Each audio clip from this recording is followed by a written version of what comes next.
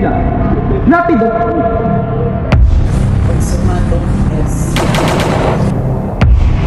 Unitin ang sedula!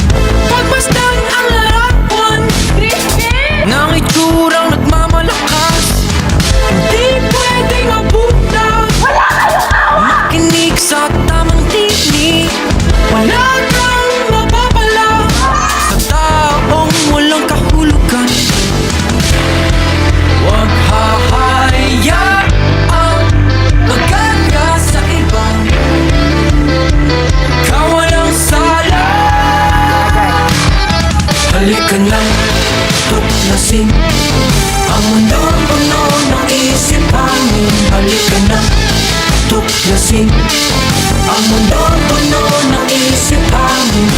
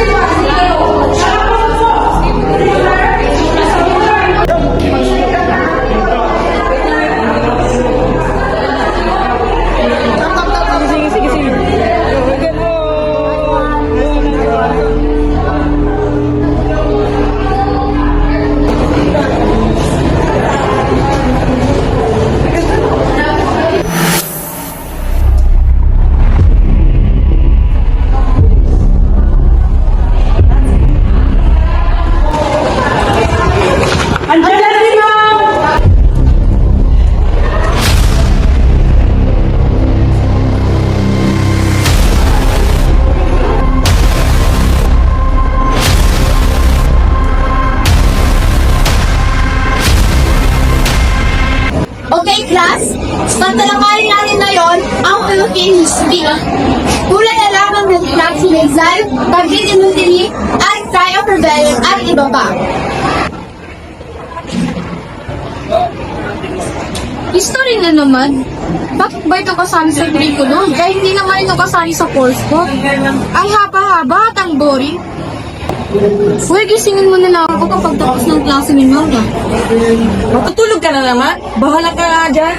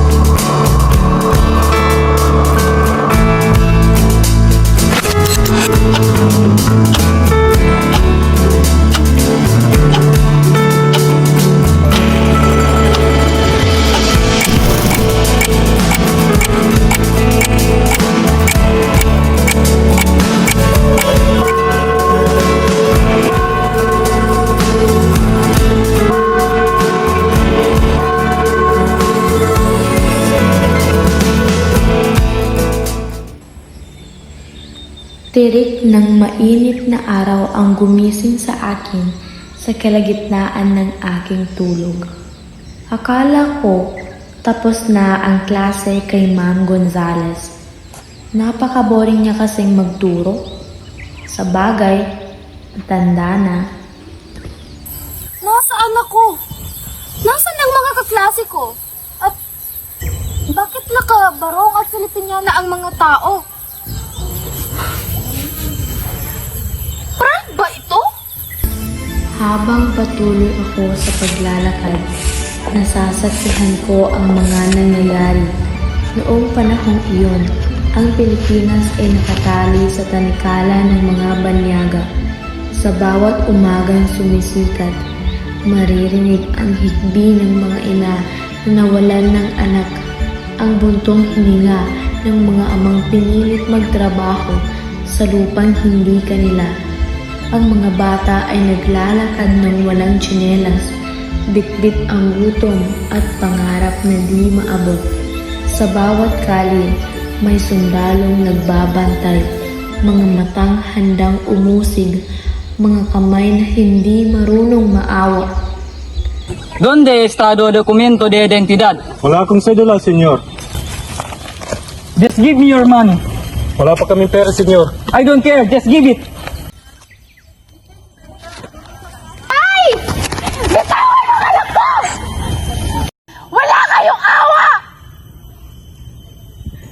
Sa mga bukirin, ang magsasaka ay binubugbog ng araw at ng gwardya sibil. Ang kanyang pawis ay nahuhulog sa lupang pag-aari ng iba. Sa mga simbahan, ang mga praileng banyaga ay nagtataglay ng kapangyarihang mas sigit pa sa Diyos. Ginagamit ang pananampalataya upang ikulong ang isip ng bayan. Ang katahimikan ay naging bilangguan. Just give me your money. Ang takot ay naging batas. Ngunit sa likod ng mga pader ng pagdurusa, nakita ko ang isang grupong unti-unting ang mga puso'y naglalagablab, mga pusong sawang magpasakop, mga pusong handang mamatay kaysa manahimik. Ako si Carmela, isang estudyante na hindi alam kung bakit ako nandito ngayon. Ngunit isa lamang ang aking alam. Ako'y isang saksi sa araw na unang umalingaw ang sigaw ng ating kalayaan.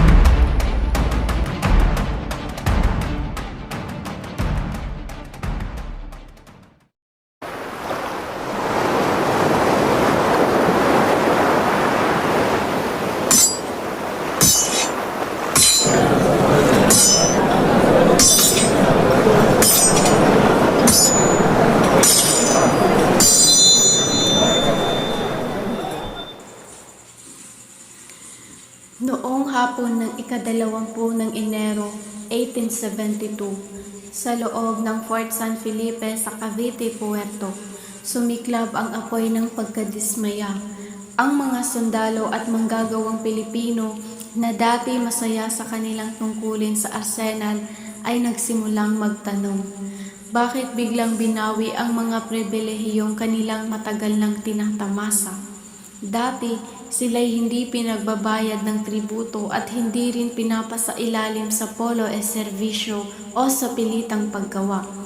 Ngunit sa utos ng mga Kastila, muling ipinatupad ang mga ito. Para sa kanila, ito'y malinaw na kawalang katarungan. Mga kasama ko, hanggang kailan tayo magtitiis? Ang dugot pawis ay inuubos araw-araw dito, ngunit ang kapalit ay pag-aapi at pagpapahirap. Hindi ba tayo rin na nagtatanggol sa kanilang mga kuta? Tama ka, Sergeant. Hindi na talaga ito makatarungan. Binaliwala nilang ating dangal. Ngunit, paano kung malaman ng mga Kastila ang plano natin? Alam niyong walang awa silang pumatay. Kung patuloy tayong tatahimik, habang buhay tayong alipin. Ang laban na ito ay para sa katarungan. Hindi lang para sa atin, kundi para sa lahat ng anak ng inambayan. Kung ganon, Sergeant, ako'y kasama ninyo. Magsimula na tayo bago pa nila tayo maunahan. Ngayon ang oras ng pagkilos. Kunin ang mga armas. At isigaw, malaya ang Pilipino. Malaya ang Pilipino! At sa isang iglap, nagliyab ang apoy ng pag-aasa. Nilusob nila ang mga opisyal na Kastila, pinaslang ang ilan at sinikap sakupin ang Fort San Felipe. Sa Manila naman, sa pista ng Sampaloc, may mga paputok na pinaputok sa langit. Isang sinyalis umano na inakala ng mga nag-aalsa ay hudyat ng sabayang pagbangon. Ngunit nagkamali sila. Ang pag-aaklas ng Cavite ay agad pinigilan ng mga sundalong Kastila.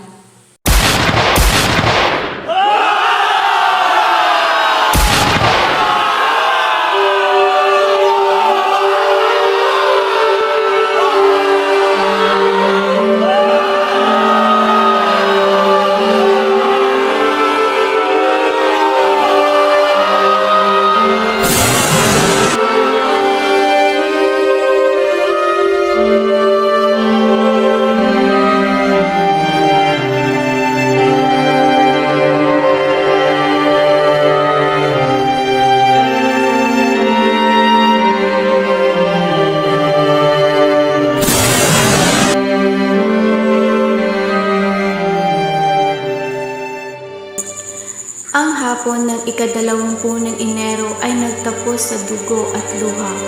Ngunit sa puso ng mga Pilipino, doon nagsimula ang apoy ng nasyonalismo, ang unang hakbang patungo sa tunay na kalayaan.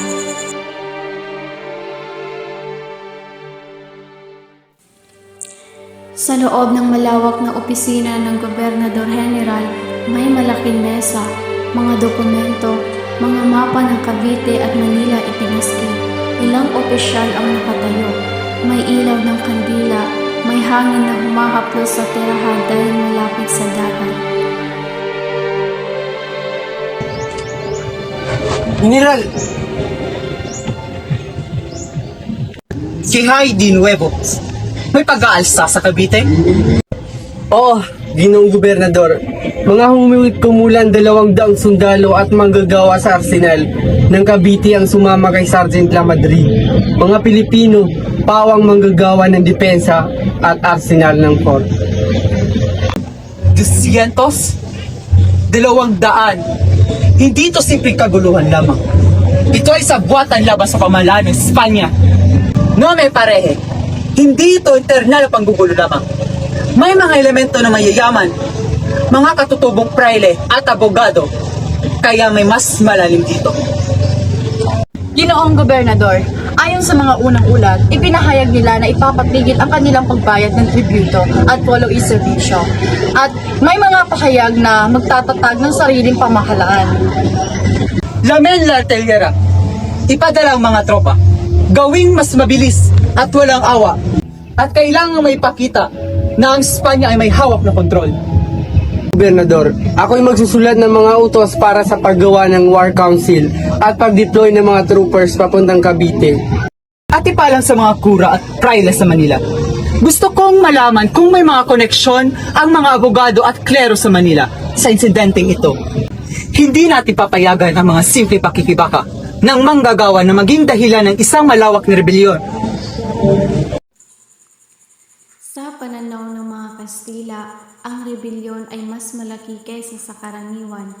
Ito ay isang malaking komplot ng mga Indio, mga abogado at ng katutubong klero na pinaghihinalaang may layuning pabagsakin ang pamamahala ng Espanya. Ang ulat ni Gobernador Izquierdo ay nagsasabi na ang pakikialam ng klero at elastrado ay nagtulak sa pangyayari. Kung hindi natin makokontrol ito at magkakaroon sila ng tagumpay sa Cavite, maaaring mag-alsa sila laban sa lalawigan at mga tugon natin ngayon sa maging halimbawa. Siguraduhin nakahanda ang mga barkong pandigma sa lalawigan ng Cavite Puerto. Oo, Ginoong Gobernador, agad itong ipapatupad. Sa loob ng opisina ng Gobernador General, habang naglalatag ng mga hakbang, hindi alam ng mga nag-aalsa sa Cavite na ang kanilang simpleng pagtutol ay magiging mitsa ng malawakang pagsikip at magiging simula ng bagong paggising ng diwa ng kalayaan sa Pilipinas.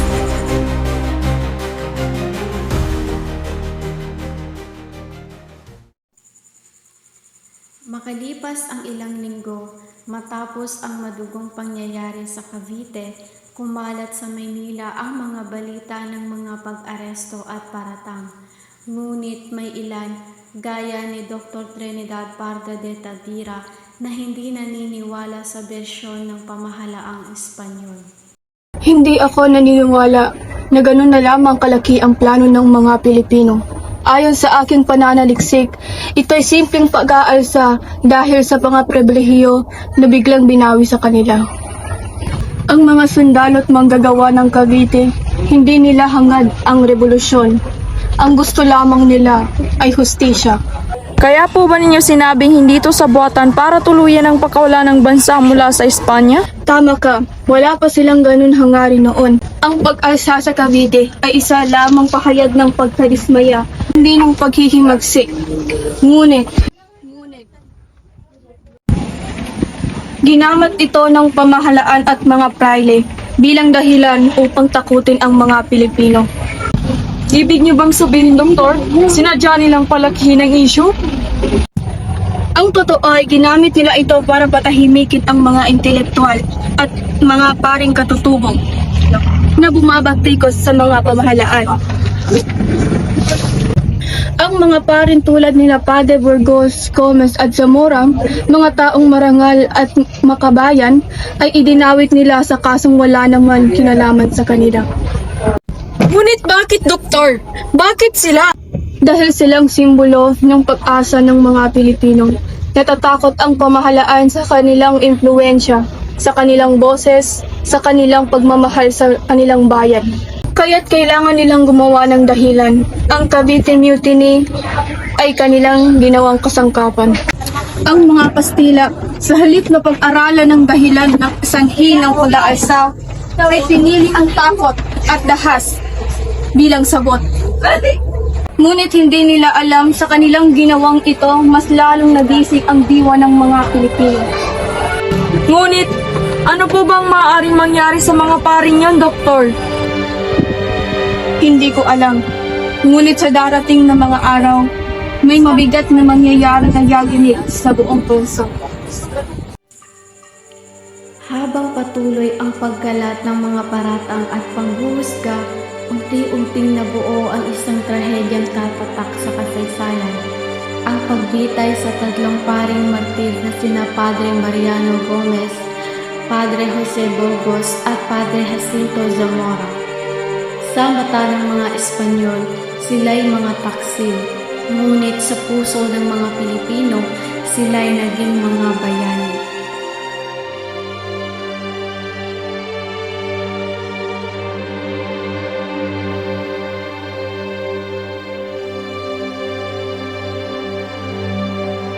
Trahed los Cashmeros, sa ngalan ng hari at ng banal na simbahan, ipapatupad ang hatol.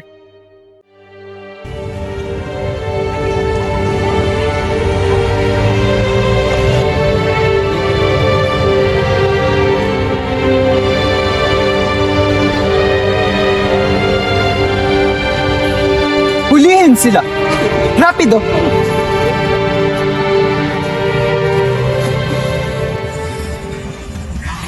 Pebrero 17, 1872, sa Bagong Bayan. Tatlong paring Pilipino ang hinatulan ng kamatayan sa pamamagitan ng garote. Sila ay sina Padre Mariano Gomez, Padre Jose Burgos at Padre Jacinto Zamora, kilala bilang Gumbuza. Pinagbintangan silang may kinalaman sa Cavite Mutiny, isang kasalanan hindi nila kailanman ginawa.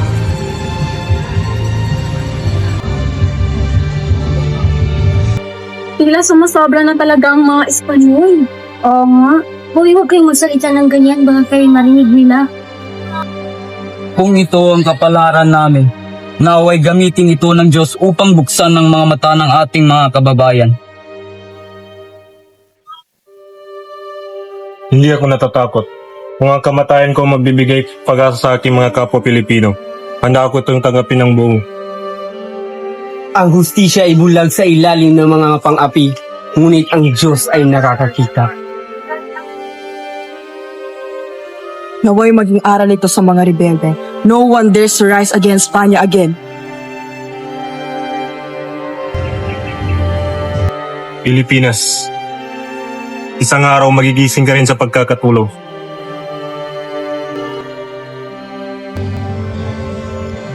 Habang hinihigpitan ang tali sa kanilang leeg, walang takot na tumingin sa langit si Padre Burgos. Ang kanyang mga mata ay may lungkot, ngunit may liwanag ng pag-asa. Ang kanilang kamatayan ay hindi naging wakas. Ito'y naging simula ng apoy sa puso ng mga Pilipinong naghahangad ng kalayaan. Ang dugo ng Gumburza ay naging binhi ng nasyonalismo. Bakit ganito? Diyos ko, wala ba silang awa? Someday their deaths will be in vain. We will fight for our country. Makalipas ang mga taon, ang alaala ng Gumburza ay mananatili sa puso ng mga kabataan at may isang kabataang makabayan, si Jose Rizal, na hindi nakalimot sa kanilang sinapit. Ang kanilang sakripisyo ang nagbukas ng kanyang mga mata na magmulat, magsulat at mag-alay ng buhay para sa inang bayan. Ang kamatayan ng Gumburza ay hindi lamang wakas ng tatlong buhay, kundi simula ng isang revolusyon. Ang bayan kong Pilipinas, lupain ng ginto't bulaklak, pag-ibig na sa kanyang pala, nag-alay ng ganda't dilag, at sa kanyang yumi at ganda, dayuhan ay naadili na. Bayan ko, binihag ka, nasadlak sa dusa.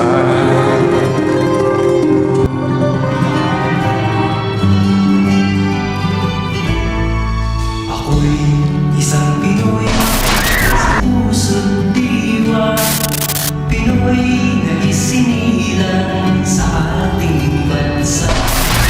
Ako'y hindi sanay sa wikang mga banyaga. Ako'y Pinoy na mayroong sariling wika.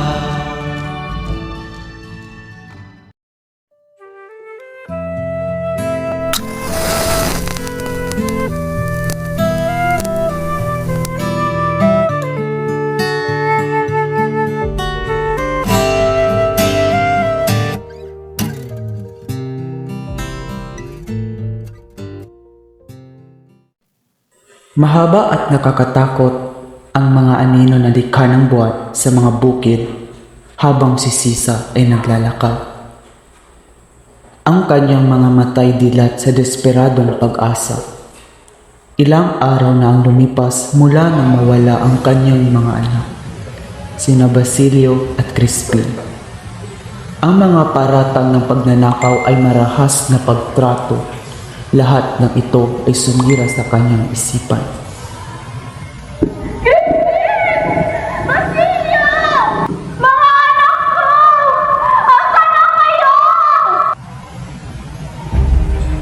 Sa kumbento, nagkugli ang isang lihim. Si Maria Clara, bihag sa banal na pader, ay naging biktima ng isang walang awang padre, si Padre Salvi. Sa anino ng kumpisal, ginamit ng pari ang kanyang kapangyarihan. Winasak ang diwa ng dalaga. Ang kumbento, dapat sana'y kalungan, ay naging pilitan. Ang kanyang pagdurusa, isang sumbat sa pang-aabuso at paglapastangan, ay mananatiling marka sa kasaysayan.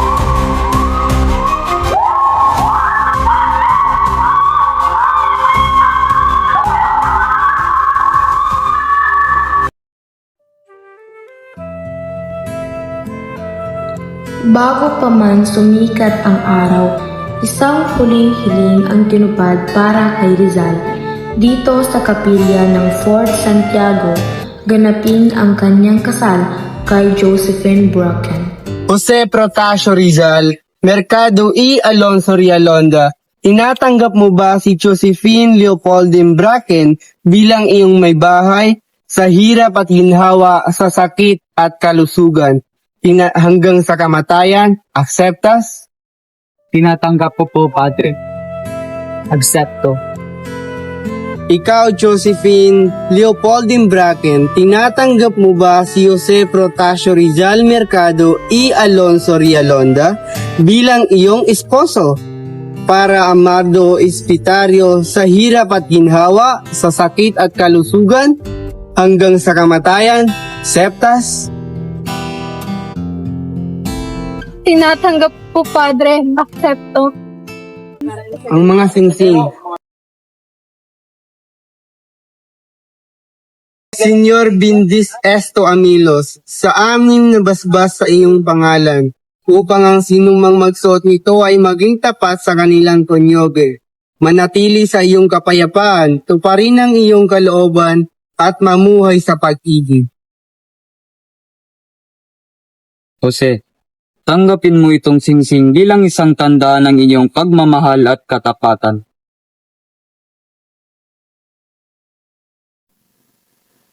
Josephine, tanggapin mo ang singsing na ito bilang tanda ng iyong pagmamahal at katapatan. Nasa inyong mga palad ng singsing ng tanda ng inyong pagmamahalan. Ngayon, magpalitan na kayo ng singsing. Mahal ko, Josephine, asawa na kita. Siyempre, tiyan. Jose, mahal din kita. Yutamya na mare, syempre.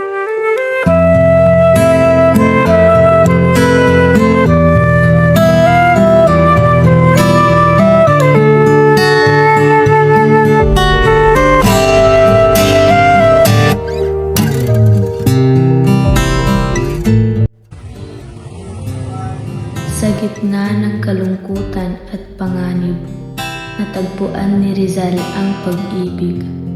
Ngunit ang kanilang kaligayahan ay panandalian lamang.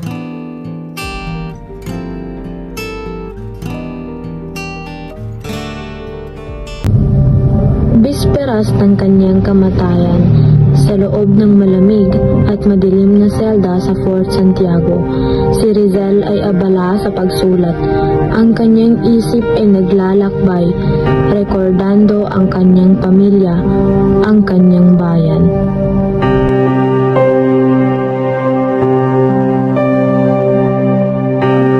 Esto es, pinapahayag ko na Katoliko at sa reliyong ito ay pinanganak ako at ng kapag-aral. Gusto kong mabuhay at mamatay. Si esto es lo que siento.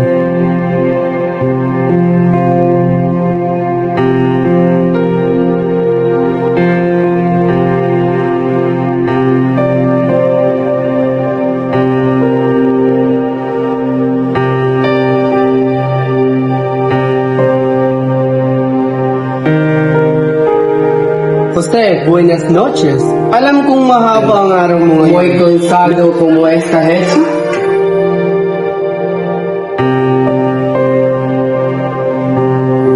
Padre, gracias por venir. Ako ay pensando, nag-iisip, demasiado siguro. Jose, ya es tarde. Bukas na ang iyong eksekusyon. Nagawa mo bang magmuni-muni sa iyong sarili antes de morir?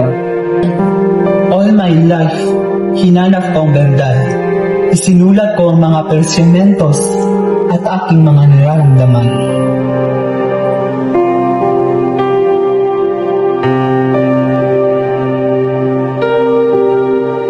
Esto, ito ba ang iyong retraksyon? Reyna sa la moralidad at sa lahat ng ideas at kontrasiyas la fe católica, declaras tu adhesión a la iglesia? Si Padre, gusto kong mamatay ang paz sa simbahan. Gusto kong makipagsundo sa Diyos, sa aking pamilya.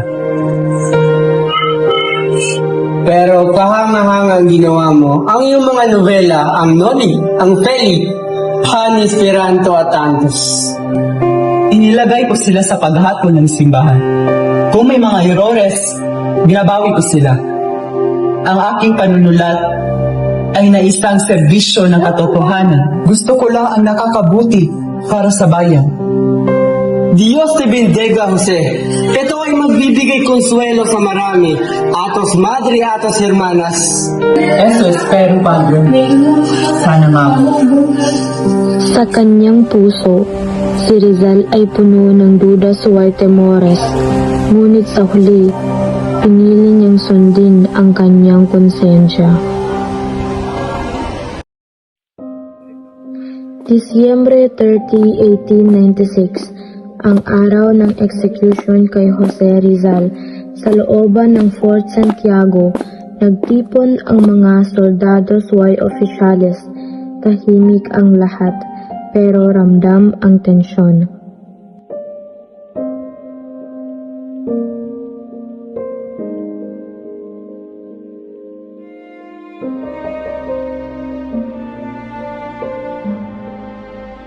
Cornel Villarabio.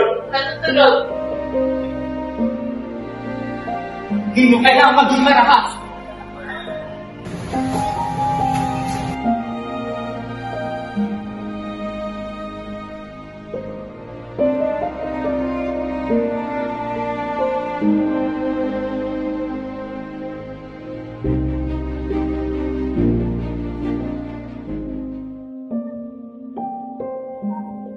Siya ay sinentensyahan ng parusang kamatayan para sa pagpapatupad si Jose Ignacio Rizal Mercado Alonso Leonona na inakasuhan ng rebellion, sedisyon at pagsasamputan ay sinentensyahan ng kamatayan sa lugar na ito.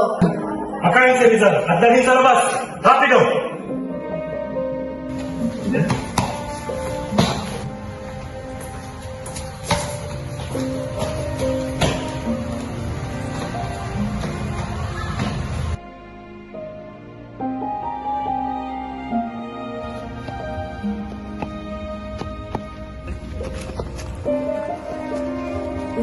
Ngayon na ba talaga?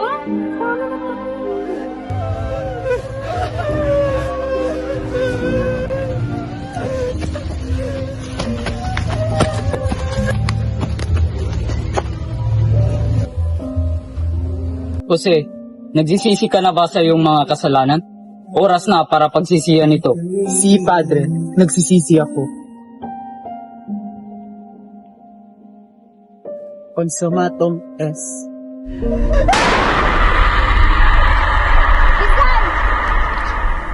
Sa kanyang kamatayan, si Rizal ay naging martir. Ang kanyang sakripisyo ay nagbukas ng mga mata ng mga Pilipino.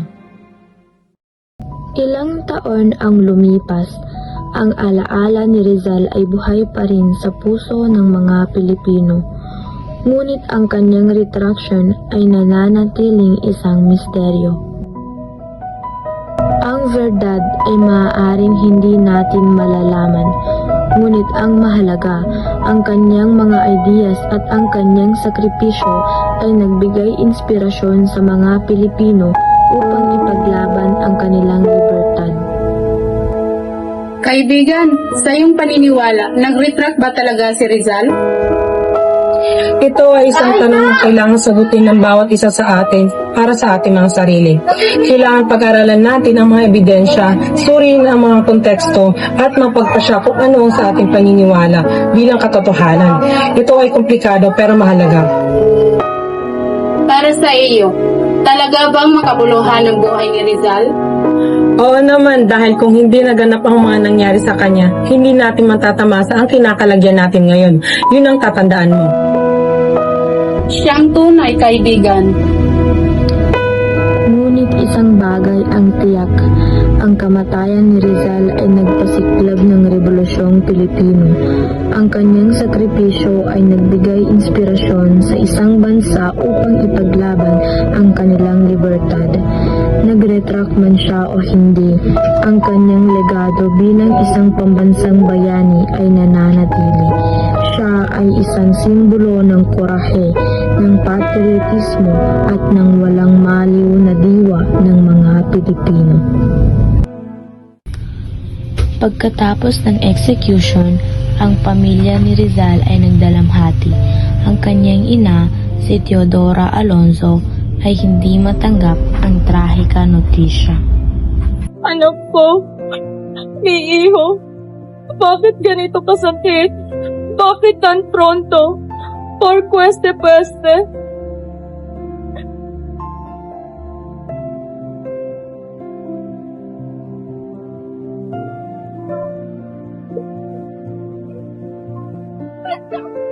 Nay, por favor, pumasok na po tayo. Kailangan ninyong kumain. Hindi ko kaya. Anak ko, no tengo persas. Ang puso ko. Sabi nila, nag-retract daw si Rizal. Es verdad.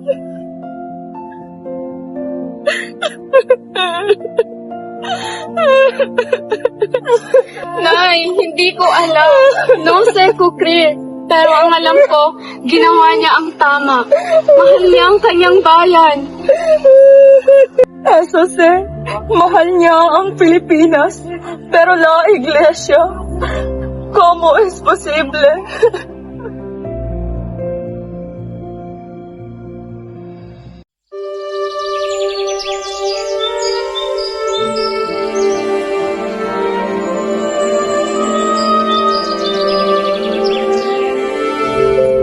La retracción de Rizal. Ito ay isang milagro, Padre. Yung triumfo para la Iglesia. Si Excelencia. Ngunit marami pa rin ang nagdududa. Hay mucha kontrobersiya. No importa. Ang mahalaga, firmo el documento. Binawi niya ang kanyang mga errores. Eso es suficiente. Pero, ¿qué hacemos con sus libros? Ang noli, ang sili. Primeros, sunugin ang mga libros. No quimeres que sigan esperando a las rebeldes. Ano ang gagawin natin? Sinabi nila na nag-retract si Rizal. Siyerto? Hindi ako naniniwala. Es una mentira. Hindi gagawin ni Rizal yun. Pero, per elmo documento kung pumirma siya. No importa. Ang mahalaga, ang kanyang mga idealis ay buhay sa ating mga puso. Sigamos luchando por libertad. Pagpatuloy natin ang paglaban sa kalayaan. Ilang taon ang lumipas, ang kontrobersya tungkol sa retraction ay nagpatuloy. Sa Europa, ang mga Pilipinong eskolar ay nagsusumikap upang malaman ang verdad.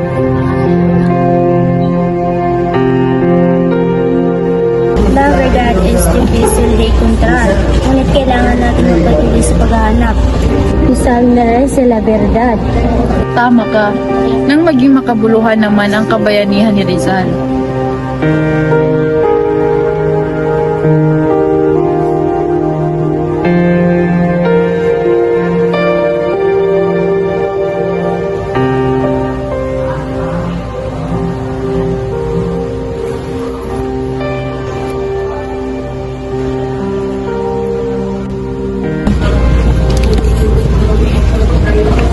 Estoy tranquilo. Ginawa ko ang aking makakaya para sa ating bayan. Iliad por ella, ipaglaban niyo ito.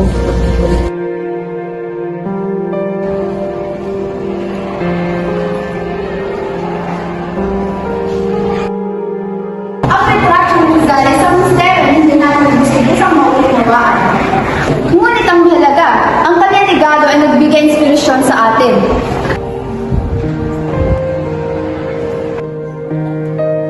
Pero, paano yung sa verdad? Ano nga ba talaga ang totoo? Ang totoo ay nasa sa inyo kung paano nyo ito maunawaan. Maging kritikal at huwag naniniwala sa sinasabi ng iba. Tama, dahil maski ako naguguluhan kung ano nga ba talaga ang totoong naganap. Ilang taon ang lumipas, ang kontrobersya tungkol sa retraction ay nagpatuloy. Sa Europa, ang mga Pilipinong eskolar ay nagsusumikap upang malaman ang verdad.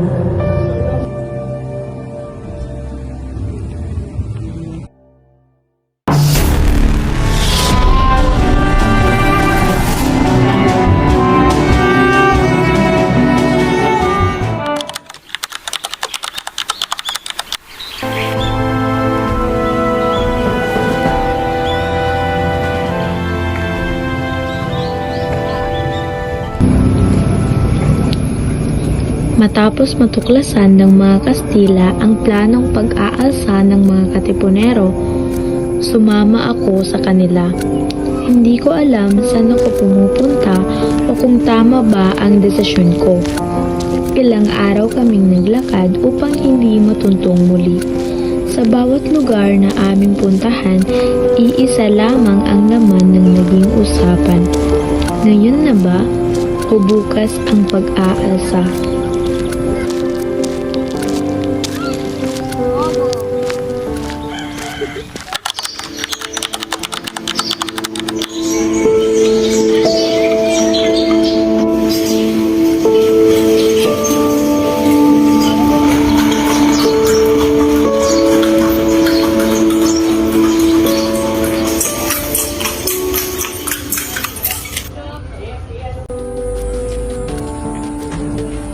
Tayo at tumuloy na.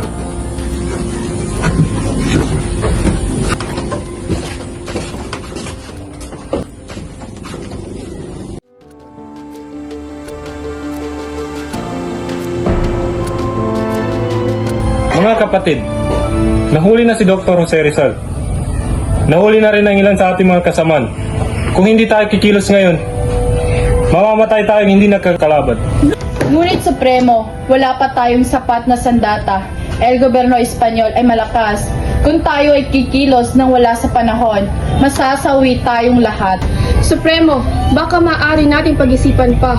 May mga nagmumungkahing lumipat muna tayo ng lugar upang makaiwas sa mga Guardia Civil. Tama sila, Supremo. Hindi pa handa ang bayan. Maghintay pa tayo hanggang makalikom ng mga armas. Habang tayo nag-aantay, pinapatay niya ang ating mga kalahi. Gusto niyo makita muli si Rizal sa piring? Hindi. Ngayon na ang panahon.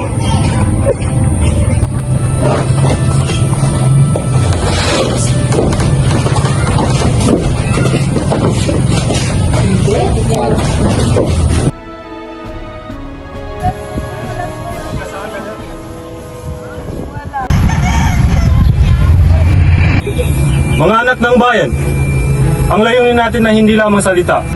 Natatandaan ninyo ang sinapit ng ating mga kababayan na pinabaril sa bagong bayan? Kung babalik tayo ngayon sa bayan, papuputukan lang tayo ng mga Kastila. Nabunyag na ating samahan. Nauubos na tayong lahat. Kung hindi natin simulan ang pag-aalsa, papatayin pa rin tayo ng mga Kastila. Anong masasabi ninyo? Mag-aalsa! Mag-aalsa! Lalaban!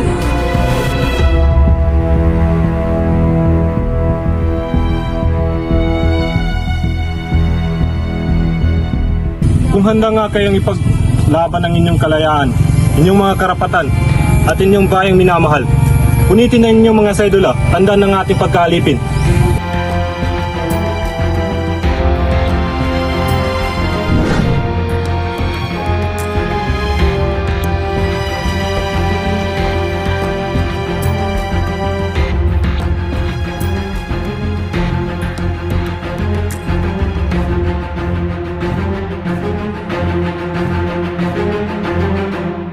Punitin ang sedula!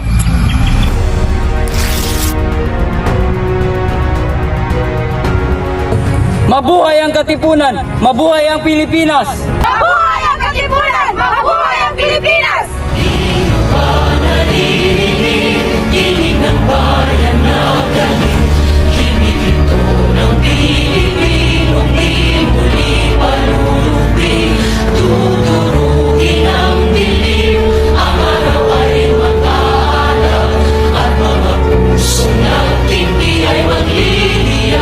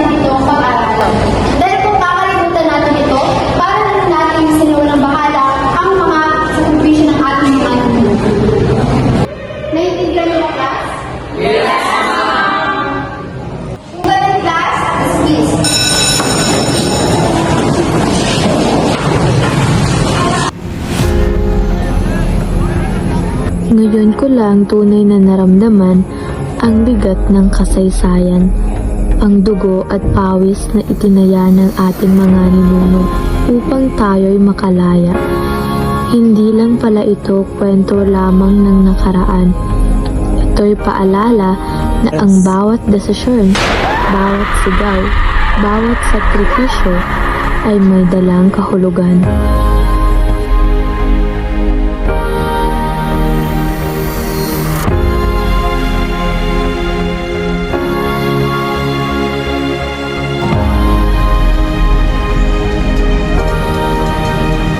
Hindi lang sila ang nag-alay ng buhay para sa bayan. Ito rin ay hamon sa atin ngayon. Hindi sapat na matutunan lang natin ang kasaysayan. Ang bawat sigaw ng samahan ay parang kulog sa langit. Doon ko naramdaman, wala nang atrasan. Ano man ang mangyari, lalaban pa rin sila para sa mahal na bayang Sinilangan. Kala nyo ba ang kapangyarihan ay nasa inyo? Sino ba kayo? Di naman kami nagkulang sa aming pag-unawa. Di ka namin isusuka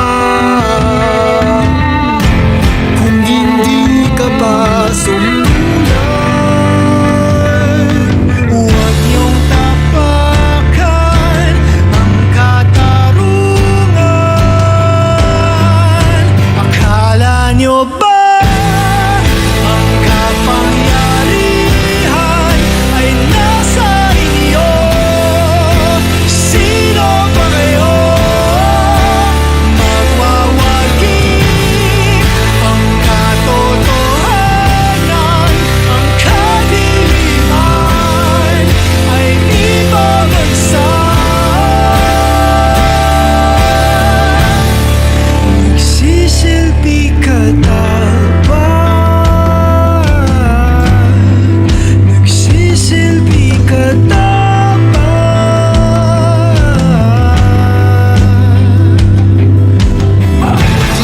Dapat ikaw ang nagsisilbi sa aming bayan nila. Kami na nanaginip ng gising ng bawat hila. Dinadala-dagdag bigat ang daming tinapasanin hanggang sa mga mata nyo'y mamulan. Sigaw na sumasalamisa, sumpa niyong magsibisa. Aming tuluyan na wala ng visa. At sinahulog, di sinapuso bilang ng buhay ng tao. Ang mga hari-hari at pagkalaki na ng mga ulo. Huwag niyong kalilimutan na hawak-hawak namin ang inyong trono. Naririnig niyo pa ba kung pangako na ba ako dahil sa korona sa ulo nyo?